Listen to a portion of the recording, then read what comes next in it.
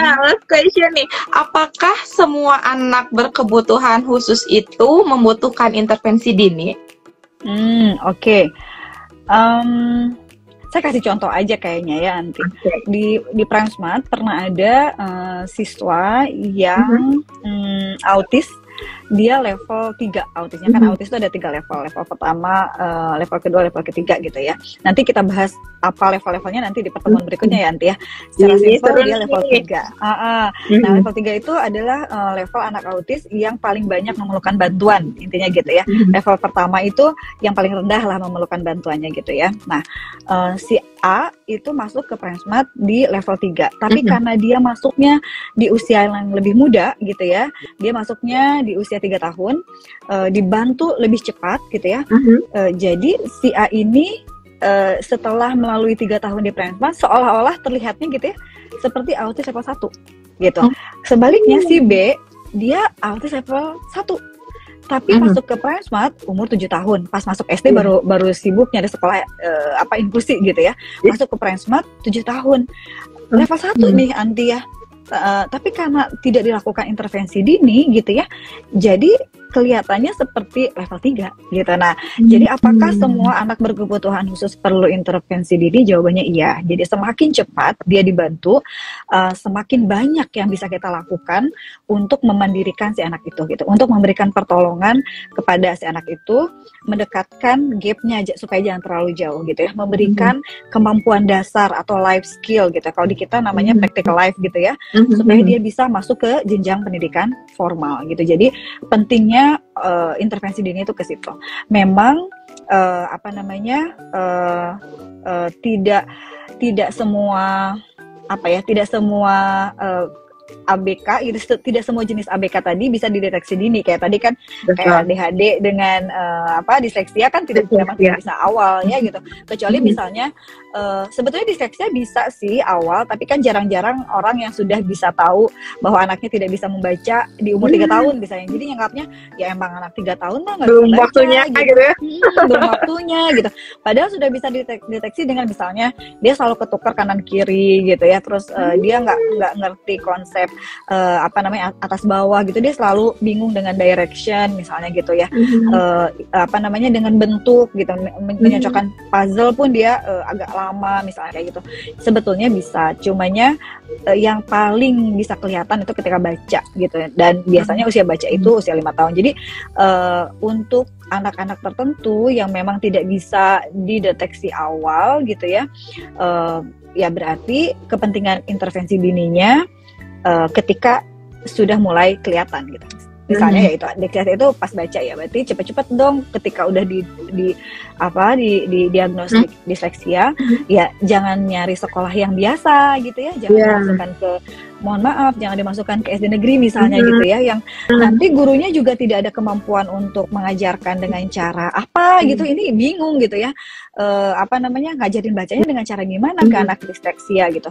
Carilah sekolah-sekolah inklusi gitu ya, yang guru-gurunya memang sudah dibekali oleh ilmu yang cukup gitu ya, oleh kemampuan yang cukup tentang keABK-an gitu ya. Jadi dia udah tahu tuh, kayak di Prime tuh ada sebagian besar guru-guru kita memang sudah tahu cara nge-handle disleksia kayak gimana, cara ngedeteksinya kayak gimana, pakai alat apa misalnya kayak gitu. Jadi anaknya cepat dibantu gitu. Jadi basically intervensi dini itu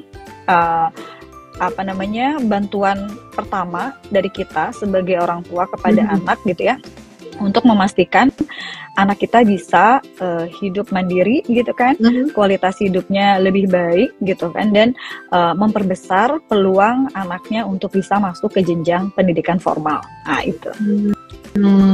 Suka banget tuh kata bantuan pertama. Wih, kayaknya keren tuh. Karena bener kan kita, maksudnya saat kita atau mungkin orang-orang kerabat kita anak yang didiagnos, kan kebanyakan sekarang gini nanti terdiagnos ABK, down pasti ya kan, pasti down, kayak aduh sedih, aduh tidak bisa sama dengan anak lain. Padahal Aunty pun merasa kayak sekarang mungkin ya kan tiap hari ya bertemu dengan mereka gitu, jadi kayak ternyata tidak juga gitu, mereka sangat banyak punya potensi yang ada di diri kita, dan bagaimana kita mengeluarkan potensi tersebut, dan bagaimana cara kita agar kita bisa mengeluarkan itu, yaitu tadi bagaimana pertolongan pertama yang bisa kita lakukan.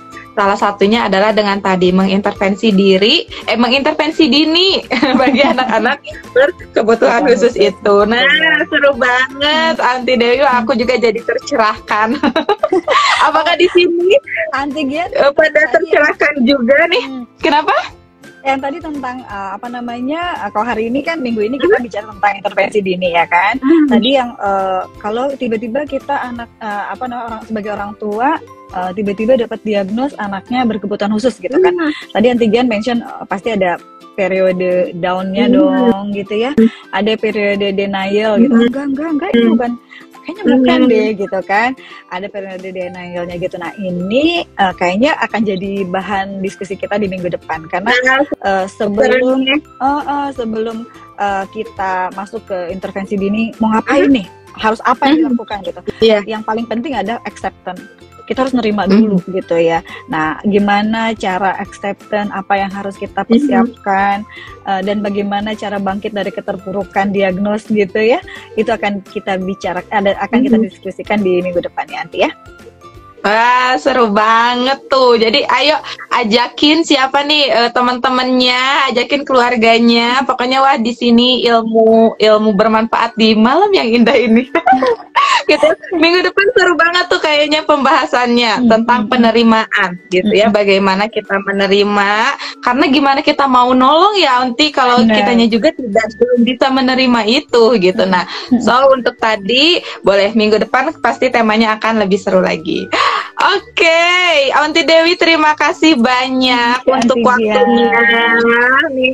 Untuk semua yang udah meluangkan waktunya, terima kasih banyak. Buat tadi nih yang masih penasaran, yang masih ingin nanya-nanya tentang SIP, boleh banget silakan dibuka di IG Prime Smart. Di sana ada terhubung ke WhatsApp admin.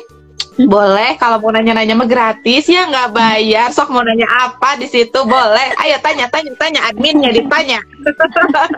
Boleh tanya-tanya ke admin gitu, atau mungkin mau daftar untuk assessment dulu mungkin ya, kayak tadi dari Aunty Dewi, karena kan prosesnya nanti ada assessment, kemudian ada one-on-one hasil dari assessmentnya, sampai nanti kita menentukan apa nih yang bisa kita siapkan gitu ya untuk anak itu gitu ya, seperti itu. Jadi boleh kalau ada yang mau langsung daftar untuk assessment, untuk nanya-nanya, boleh sekali silakan hubungi ke WhatsApp-nya Prime Smart yang ada di Instagram-nya Prime Smart. Langsung diklik dan jangan lupa di-follow. Ayo, siapa nih di sini yang belum follow Instagram Prime Smart? Aku udah.